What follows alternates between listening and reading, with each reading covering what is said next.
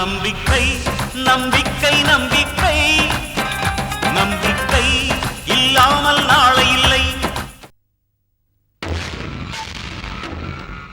சின்னமணி, சின்னமணி.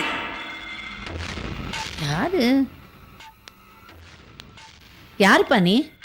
சிந்தாமணி பேரை சொல்லிக்கிட்டு வர? அவங்கள பேரை சொல்லி கூப்பிடுற அளவுக்கு உனக்கு தைரியம் இருக்குன்னா நீ யாரு? அத சிந்தாமணிட்டே கேளு. அந்தம்மா வெளியே போயிருக்காங்க, நான் எப்படி கேட்க முடியும்? எங்க வீட்டு பொண்ணை ஜெயில வச்சுட்டு அந்த சிந்தாமணி சுதந்திரமா ஊரை சுத்திட்டு இருக்காளா? யார் உங்க வீட்டு பொண்ணு?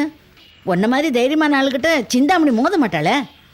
சிந்தாமணி வந்தா சொல்லு, இன்னும் 24 மணி நேரத்துல நந்தினி மேல எந்த கேஸு இல்லாம வெளியில வரணும். இல்லைன்னா சிந்தாமணியோட நேரத்தை நான் குறிச்சிருவேன். சிந்தாமணி கோடீஸ்வரி, உன்னை பார்த்தா தாடி அதுவுமா மடத்தில் உட்காந்துருக்கிற ஆண்டி மாதிரி இருக்க. நீ போய் அவளுக்கு நாள் குறிக்க முடியுமா? நடக்கிறத பேசுப்பா. நடக்கிறத பேச வரல, நடக்க போறத பேச வந்திருக்கேன். ஐயோ, என்னப்பா கத்தியோட வந்திருக்க? முதல்ல அதை உள்ள போடுப்பா. கத்தி பேசாத. சிந்தாமணி மேல பாயிர கத்தி ஊ மேல பாஞ்சிர போது. ஐயோ வேணாம்ப்பா, நீ என்ன வேணாலும் செய். முதல்ல அந்த கத்தி உள்ள வை. இதை பார், எனக்கு வார்த்தையே வரமாட்டேங்குது.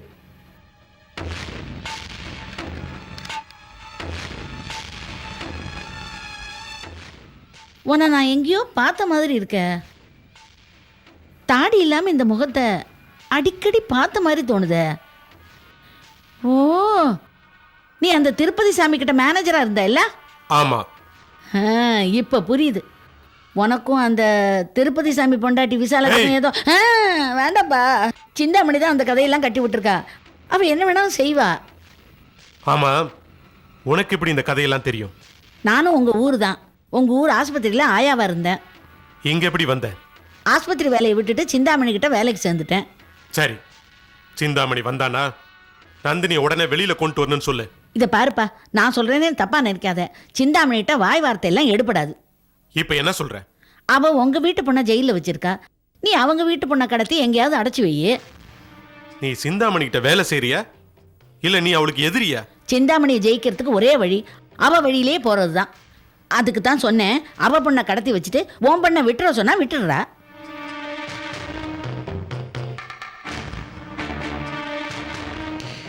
என்னப்பா யோசிக்கிற?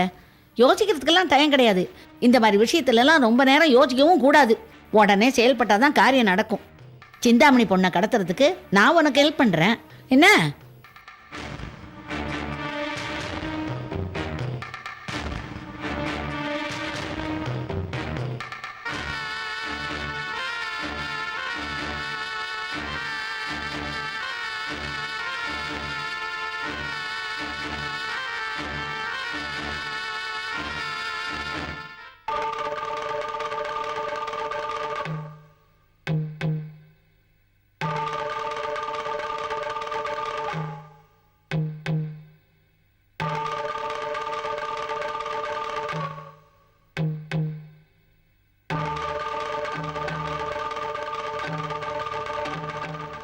சிந்தாமணி, உன்னை அழிக்க வெளியில இருந்து யாரும் வர வேண்டியதில்லை. நீ தேடி வச்ச எதிரிகளே போதும்.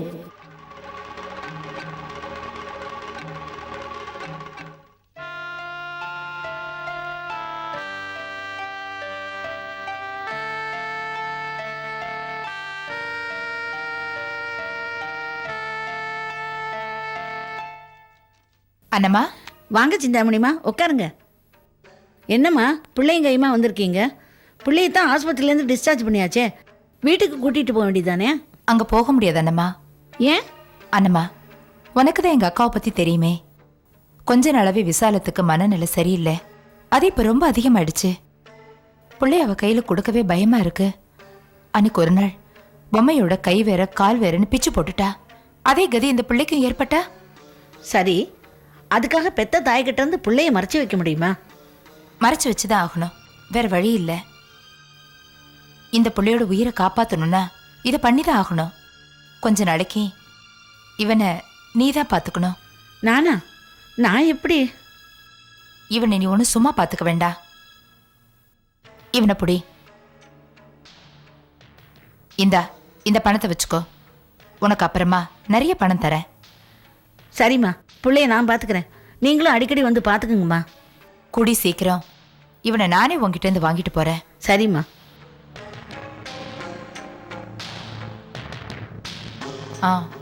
அண்ணம்மா, விசாலத்தோட புள்ள உங்ககிட்ட இருக்காங்கிறது யாருக்கும் தெரிய வேண்டாம்.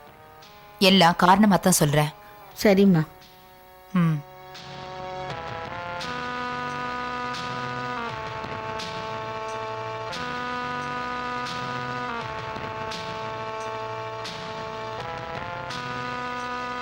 பொம்மை நல்லா இருக்கா?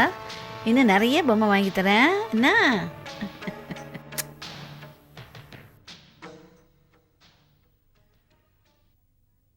வாங்க சிந்தாமணிம்மா. ம். போய் விளையாடு. என்ன விஷயமா வந்தீங்க? என் பிள்ளைய வாங்கிட்டு போலான்னு வந்தேன். உங்க பிள்ளையா? அப்ப விசாலம்? அவளை சேர்க்க வேண்டிய இடத்துல சேர்த்தாச்சு. ஏன் சிரிக்கிற?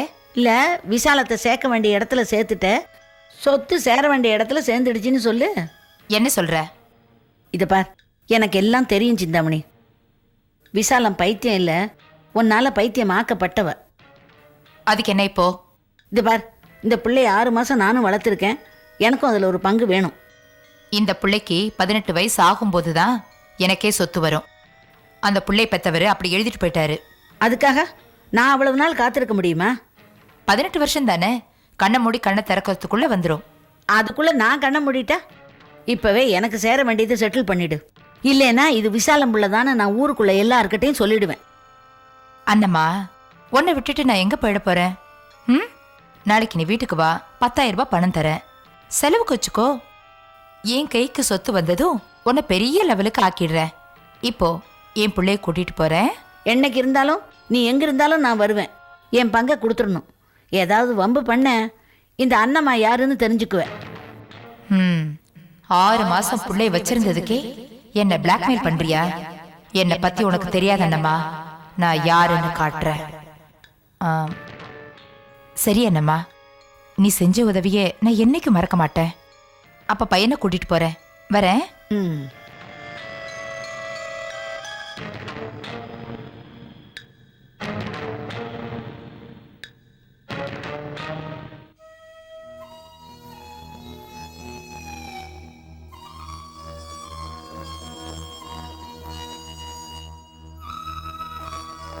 சிந்தாமணி,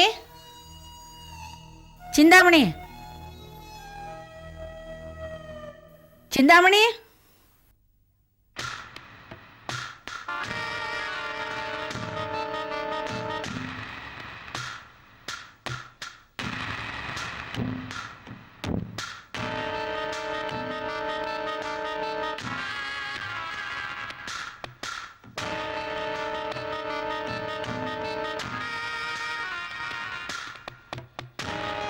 சிந்தாமணி அழகா செட்டில் ஆயிட்டா போல இருக்கு.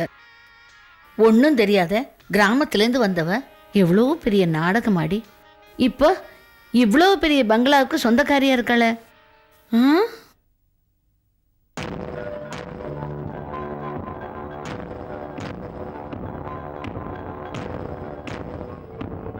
சிந்தாமணி யாரு? உயரத்துலேருந்து பார்த்தா கீழே இருக்கிறதெல்லாம் சின்னதாக தான் தெரியும். கொஞ்சம் இறங்கி வாங்க, பழசெல்லாம் ஞாபகத்துக்கு வரும். ஓ, அண்ணம்மாவா? எப்படி இருக்கே? என்ன இவ்வளவு தூரம் வந்திருக்கே? என்ன விசேஷம்? பழைய பாக்கியை வசூல் பண்ணணும், அதுக்கு தான் உங்களை தேடி வந்திருக்கேன். பழைய பாக்கியா? எனக்கு ஞாபகம் இல்லையே. என்னது, பழசெல்லாம் அதுக்குள்ளே மறந்துட்டியா? ஒரு லெவலுக்கு வந்ததுக்கு அப்புறம் பழசெல்லாம் ஞாபகத்தில் வச்சுக்கிறது பைத்தியக்காரத்தனம். அந்த பைத்தியத்தால தானே உனக்கு ராஜ வாழ்க்கையே வந்திருக்கு. உன் பொண்ணு எப்படி இருக்கா? என் பையன் வசந்த பத்தி விசாரிக்க மாட்டியா? நீ பெத்த பிள்ளைய மட்டும் விசாரிச்சேன். வசந்தும் என் பிள்ளைதான். அது ஊருக்கு சொத்துக்காக வசந்த் உன் பிள்ளைன்னு எங்கிட்ட சொல்ற. எனக்கு தான் எல்லாம் தெரியுமே. சரி, இப்போ உனக்கு என்ன வேணும்? இப்பதான் சிந்தாமணியா பேசுறீங்க. என் பிள்ளைங்க என்ன விரட்டி விட்டுட்டாங்க. ஒரு 5 லட்சம் ரூபாய் கொடுத்தீங்கன்னா சின்னதா ஒரு இட்லி கடை வச்சு பொழைச்சிக்குவேன். என்னது, இட்லி கடை வைக்கிறதுக்கு 5 லட்சமா? இப்பெல்லாம் மாடனை வச்சாதானே கூட்டம் வருது. ஃபாஸ்ட் ஃபுட்னா தான் சாப்பிட வருவாங்க. இதை பாருங்க, என் பணத்தை கொடுத்துருங்க, நான் இந்த பக்கமே வரமாட்டேன். உங்கள் வாழ்க்கையில் நீங்கள் பாட்டுக்கு ஃப்ளாஷ்பேக் இல்லாமல் போய்கிட்டே இருக்கலாம். இவளுக்கு பணம் கொடுத்து ஆசை காட்டிட்டா அப்புறம் அடிக்கடி வந்து கேட்டுட்டே இருப்பா. இவ அடிக்கடி வராம இருக்கணும்னா அடிக்கடி கொடுத்தாதான் சரியா வரும்.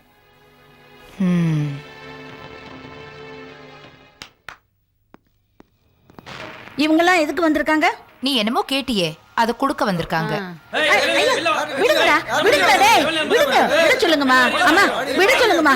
ஐயா, விடுங்கடா. டேய், அவளை விடுங்கடா.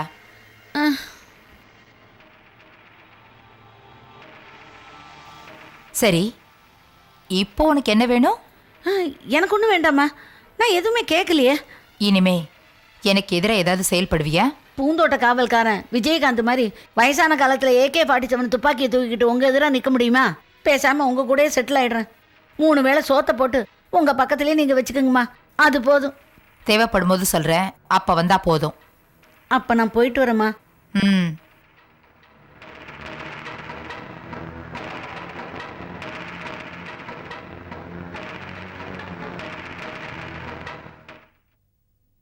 சிந்தாமணி, நீ இந்த ஊருக்கு பெரிய ஆளா இருக்கலாம். அன்னைக்கு என்ன ரொம்ப சாதாரணமா எடை போட்டுட்ட. உன் பொண்ணுக்கும் அவ மாமனாருக்கும் சண்டை மூட்டி விட்டு வாழ்விடாம பண்ணிட்டேன். இப்போ உன் பொண்ணையே தூக்கிட்டு போக ஐடியா கொடுத்துட்டேன். கூனியால ராமாயணம் உருவாச்சு, சகுனியால மகாபாரதம் உருவாச்சு. என்னால உன் வாழ்க்கையில என்னென்ன உருவாக போகுதோ.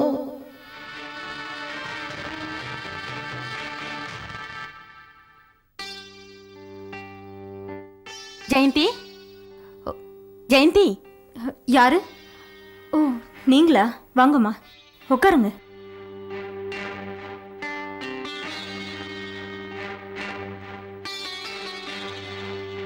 என் பேரு விசாலம்.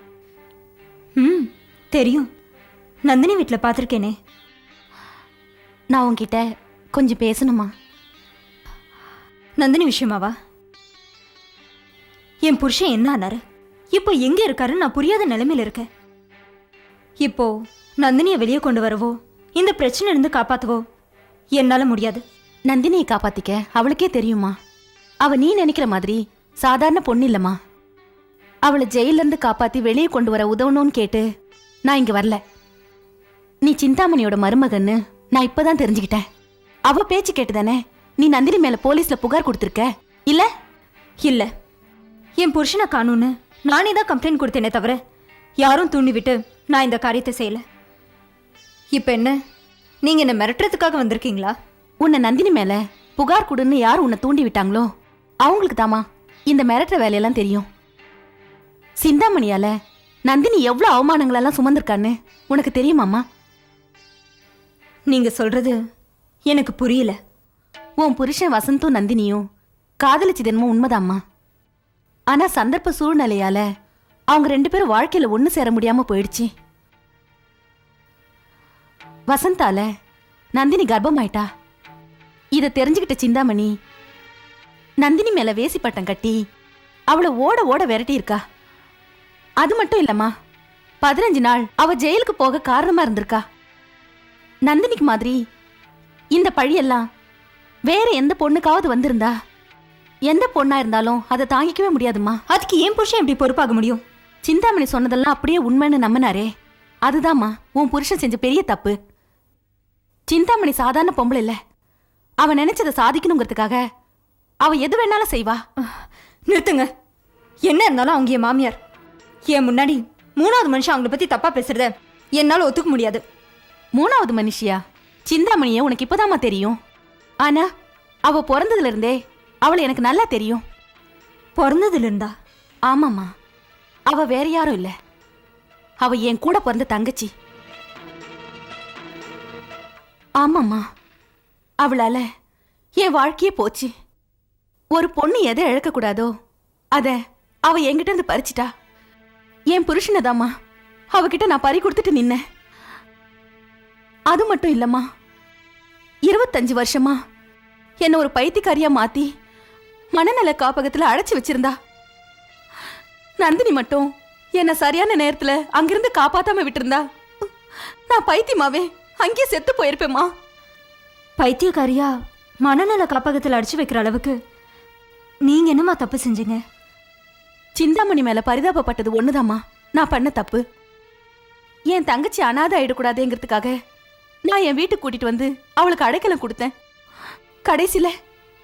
அவ என்னையே அனாதையாக்கிட்டாமா. என் மாமியார் திமிரு பிடிச்சவங்கன்னு எனக்கு நல்லாவே தெரியும். ஆனா இந்த மாதிரி ஈவு இருக்கும் இல்லாத கொடுமைக்காரியா இருப்பாங்கன்னு நான் நினைக்கவே இல்லை. சொந்த சகோதரிக்கு இந்த மாதிரி யாராவது நினைப்பாங்களா? அவ எது வேணாலும் செய்வாமா. ஆனா நந்தினி மாதிரி ஒரு நல்லவள இந்த உலகத்துல பாக்குறதே ரொம்ப கஷ்டமா.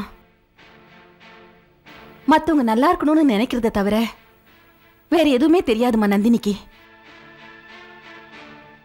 ஓ மாமியார் அவ மேல விபச்சார கேஸ் போட்டு 15 நாள் உள்ள தள்ளியிருக்கா. நீ அவ மருமக ஒரு படி மேலேயே போய் அவ மேல கொலை கேஸ போட்டு ஜெயிலுக்குள்ள தள்ள முடிவு பண்ணிட்ட. சிந்தாமணி குடும்பத்தை சேர்ந்த எல்லாருமே இப்படிதான் இருப்பாங்களாமா? நான் நந்தினி மேல ஒன்னும் குறிப்பிட்டு புகார் கொடுக்கலமா. நீ கொடுத்திருக்க மாட்டேமா. நந்தினிய பழி வாங்கணும்னு நினைச்சிட்டு இருக்கா அந்த சிந்தாமணி. நீ கொடுத்த புகார் அவளுக்கு நல்ல தூண்டுதலா அமைஞ்சு போச்சு. இதுல நிச்சயமா சிந்தாமணியோட சூழ்ச்சி இருக்குமா? உனக்கும் நந்தினிக்கு ஏற்பட்ட இந்த சின்ன மோதல அவ தனக்கு சாதகமா பயன்படுத்திக்கிட்டா.